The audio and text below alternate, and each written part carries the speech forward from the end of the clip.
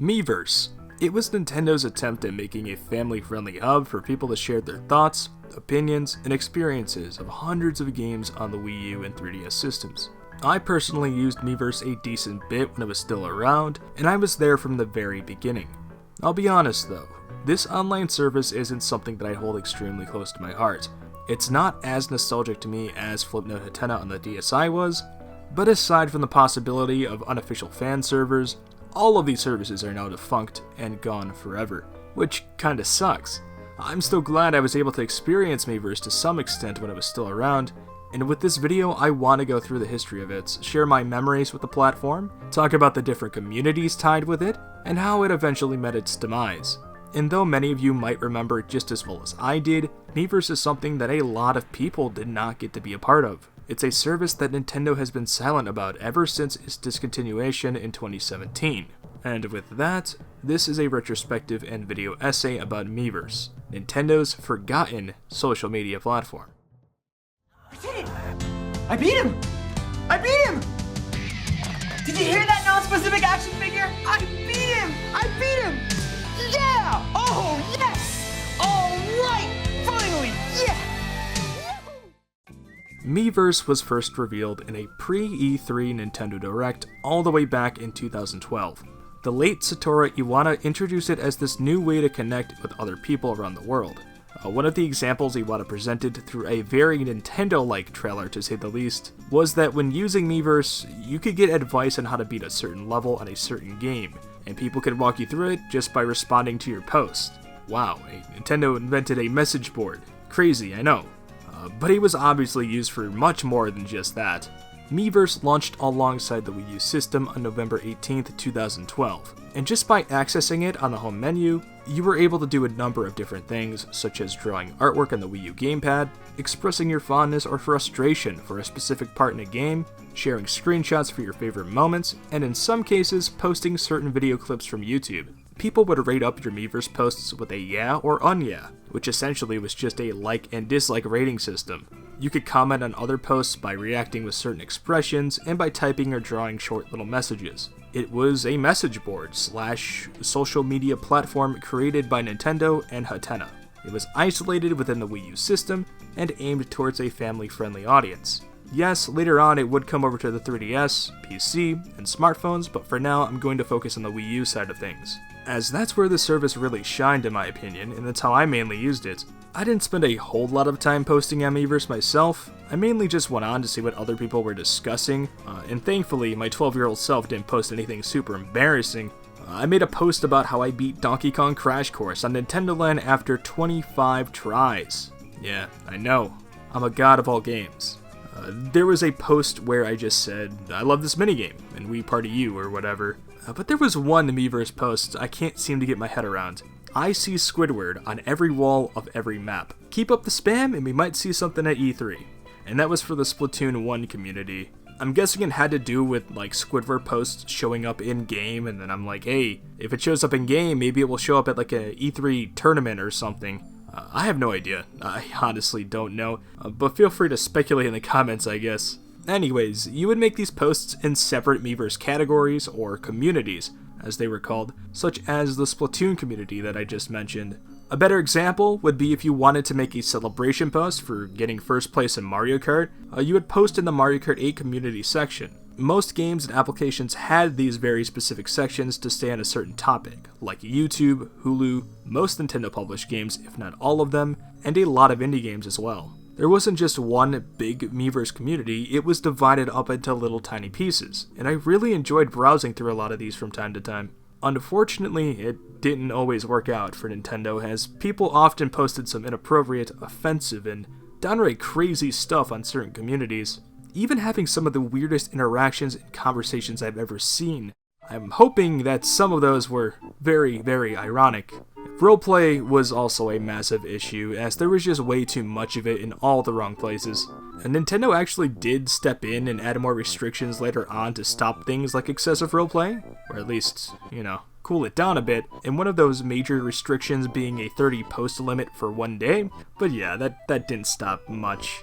Things weren't always going to stay PG and spam-free when people can easily find ways to bypass Nintendo's restrictions, especially if these posts were buried in popular communities to the point where admins can't even find them and manually delete them. They handled it as best as they could though, and I'm surprised Nintendo decided to keep the Miiverse service up for as long as they did. This was around the same time Swapnote was shut down for similar reasons, and we all know the story about Flipnote Studio 3D, which was indefinitely delayed for the West. And when it finally came out, like 3 years later, it had its online feature completely gutted, to say the least. But I don't want to talk too much about the dark side of Miiverse. There are already so many videos out there talking about it. I haven't gone through a lot of what the service had to offer, and I'd rather not go down that rabbit hole for the entire video. So moving on. In addition, there were special community sections, such as the Year of Luigi and E3 communities that were made from time to time.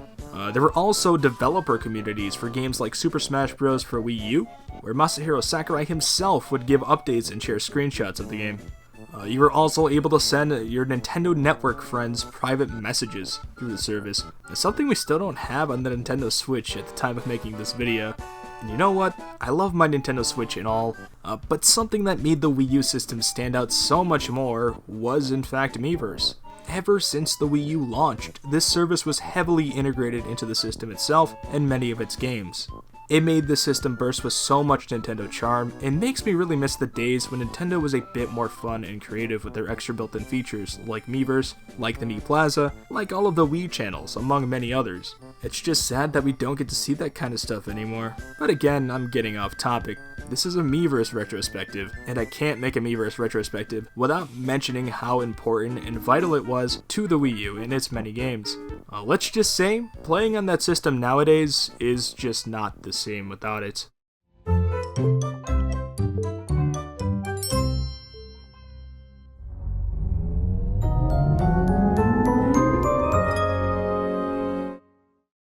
Every single time you would boot up the Wii U, you would see the Wara Wara Plaza, and this home menu was always a joy to look at.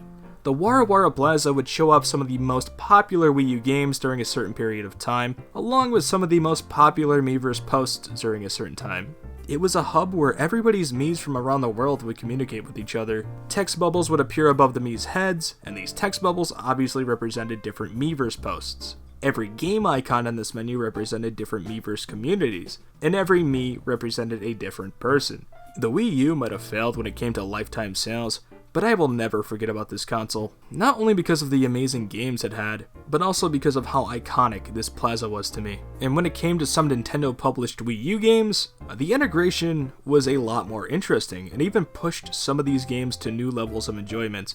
New Super Mario Bros. U was one of the first games to take advantage of Miiverse functionality, and that came in the form of level comments. Now, when you explored the world map in NSMBU, you would see Miiverse posts pop up everywhere. These could be anything really, but people often posted artwork, hints, if the level was fun or not, if the level was bad or easy, if the level was hard. And this type of Miiverse functionality would come to many other games as well, Super Mario 3D World being one of those games which, acted pretty similar. But something different with Mario 3D World was the addition of stamps. These stamps were there to add some extra flair to your Miiverse comments, and just to show how incorporated Miiverse was, those stamps were only really useful for Miiverse posts, yet it was still a main collectible in every level of the game. And when Super Mario Maker came out, it also utilized level comments, but this time it was on custom levels. And something else that made Miiverse posts extremely useful in this game was that now you can post comments in a specific part of a level. So if there was a hidden enemy or trap somewhere, people can mark it with a Miiverse post informing you of what's to come. This also works in reverse, as level comments could also troll you by leading you in the wrong direction and getting you killed, which made things a bit more interesting to say the least.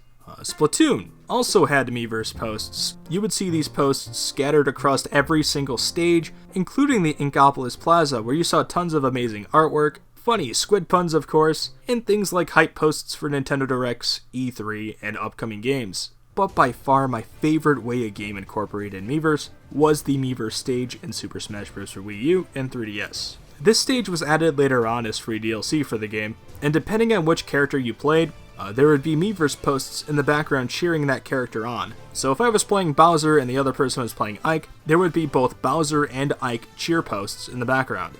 Pretty neat. This is one of the support posts I made for Lucas back in the day, which is just god-awful. But yeah, this was probably my favorite stage in Smash for Wii U, just because you saw something new every single time you played, and there was also just a feeling of all of these real people technically cheering you on. It was just really cool to see. Again, the main issue with this stage, along with all of the other Miiverse exclusive features I talked about, was the forbidden dark side, that part of Miiverse that would sometimes slip through the moderation cracks and show up on thousands of innocent children's TV screens. Unless parents turned off the Miiverse feature entirely, there was absolutely no control whatsoever. And at any moment, a not-so-family-friendly drawing of Donkey Kong's bongos could pop up. It was good while it lasted, right? Yeah, well, not long after the Nintendo Switch launched in 2017, Miiverse would be shut down shortly after, finally killing off a major piece that made the Wii U somewhat relevant, a way for Nintendo to move on and bring in a new era with the Nintendo Switch.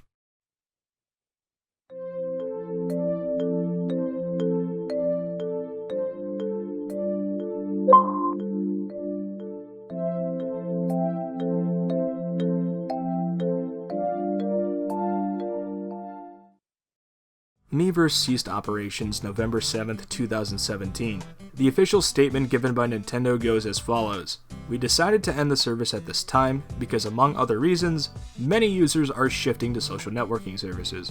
I think we could guess what "among other reasons" means, but yes, for the most part, that makes sense. Nintendo decided not to include Miiverse on the Switch because they found sharing stuff directly to Twitter or Facebook was a much better way to handle things. Think about it, Nintendo can now get free promotion through already established platforms like Twitter and Facebook. They don't have to worry about deleting or banning accounts because it's not their problem anymore.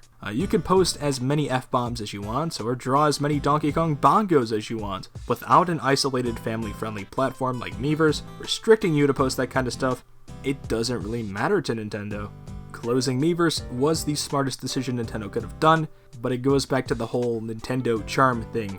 I personally love when Nintendo decides to take it upon themselves to do something unique and new, something other companies don't have the balls to do. And yes, it might fail, but at least it was something Nintendo-like, something nobody else would try, and how do you know if something's going to work if you don't try it? In the case of Miiverse, I don't think it was anything groundbreaking, but it was special. It was an extra feature created in order to help sell the Wii U. The Wii U failed, so in my opinion, I believe Miiverse failed too, but that's okay. The 3DS version was essentially the same thing. It was just a bit more watered down. No games really took advantage of the service compared to the Wii U, and not to mention, there was no Wara Wara Plaza, so it's instantly bad.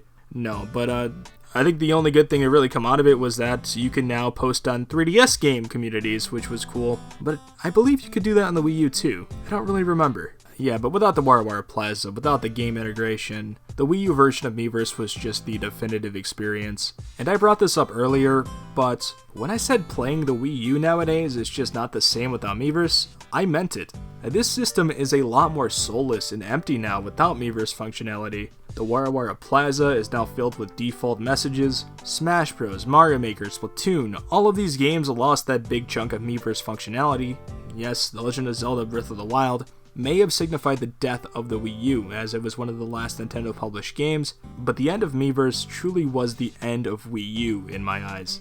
I gotta give it to Nintendo though. Games like Splatoon 2 and Super Mario Maker 2 at the very least allow you to do essentially the same thing Miiverse did in the past. By having the ability to make little drawings and comments on levels, and, in Splatoon 2 it shows up in all the stages and stuff like that, so at least that's there. The versions of Wii U games on Switch that have that feature, like Mario Maker and Splatoon, I guess they're not versions, they're sequels, but those sequels are obviously way, way, way less soulless than the Wii U counterparts, but man, I'm gonna miss Miiverse still. It's gone forever, and it will never come back. It marked both the beginning and the end of the Wii U era, an era that had some great games, some bad games, and a whole lot of classic Miiverse posts. We believe that 6 years ago, we introduced a new form of together. If there's a way to describe Wii U in a similar sense, it's this: together, better. Well, I'm glad I finally got the chance to talk about this service. I've been wanting to make this video for so long now, and for whatever reason, I just held it off for so long. I will probably make this into a series of some sorts if enough of you enjoyed the video. A series where I don't technically make retrospectives on video games themselves, but applications, online services, and other special things tied to video game systems and companies, specifically ones that are no longer relevant or no longer work due to a discontinuation. I definitely have some ideas of what to cover in the future when it comes to that, so I do try my best to read every single comment, so don't be shy to send me some suggestions and feedback. Thank you so much for all the support though on all of these videos I've been doing. All of the views, likes, and comments I got on my older retrospective videos have been helping out a lot. It's honestly been motivating me to make more content as of late. The entirety of my Little Big Planet video series and my Flipnut Studio video blew up so much in a small period of time, and I'm just happy to see people like them because these are by far the hardest and longest videos to make. Feel free to leave a like, subscribe if you haven't, and ring that bell for video and live stream notifications. My Twitter, Discord server, Twitch, and Patreon links will be in the description below if you want to check those out. As for me, I'm going to work on my next video and read some One Piece. See you later. By the way, Goofball124, you've been supporting me on Patreon at the highest tier for almost 2 years now. That is just nuts. Thank you so much for all the support. I appreciate every single bit of it.